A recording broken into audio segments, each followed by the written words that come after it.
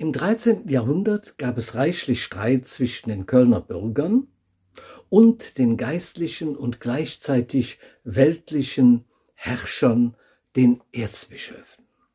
Man stritt sich um verschiedene Rechte, wozu in erster Linie die Erhebung von Steuern zählte. Das sogenannte Stapelrecht hatte Erzbischof Konrad von Hochstaden den Kölner Bürgern übertragen. Sein Nachfolger, Engelbert II. Von Falkenburg, wollte es aber wieder an sich reißen. Sowohl 1262 bei der Schlacht am Beinturm als auch 1265 bei der Belagerung Kölns obsiegten aber die Kölner Bürger.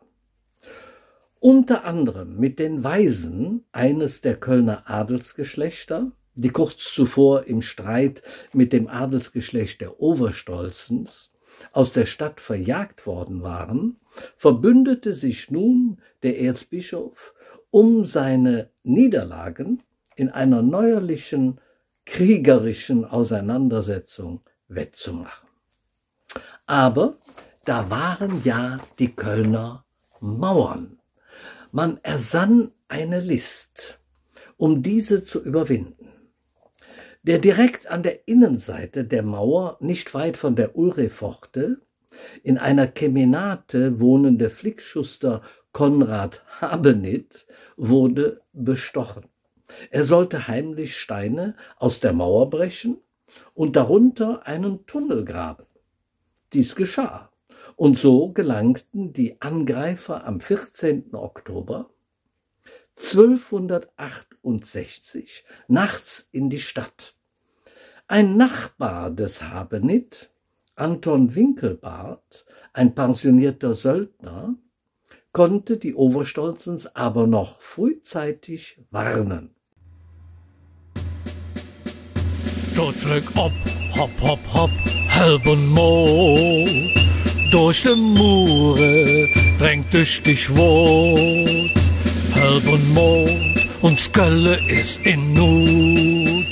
Denn se Welle ich schlage all gut. Sturzglück ob, hopp, hopp, hopp, halb und Mond. Gute Hus, gut aus dem Hus. Nehmt de Waffe, dutze ich an, denn der Feind ist an der Mure dran.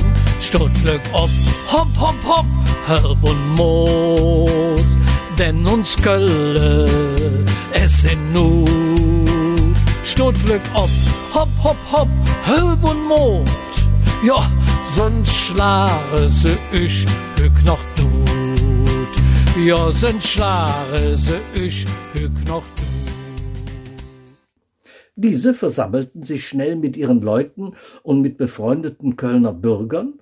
Obwohl sie an der Zahl viel weniger Kämpfer hatten, schlugen sie die Angreifer in einer blutigen Schlacht, bei der Matthias Oberstolz zu Tode kam, zurück und vertrieben sie für lange Zeit aus der Stadt. 20 Jahre später eskalierte dieser schwelende Streit erneut im Limburger Erbstreit bei der Schlacht von Worringen.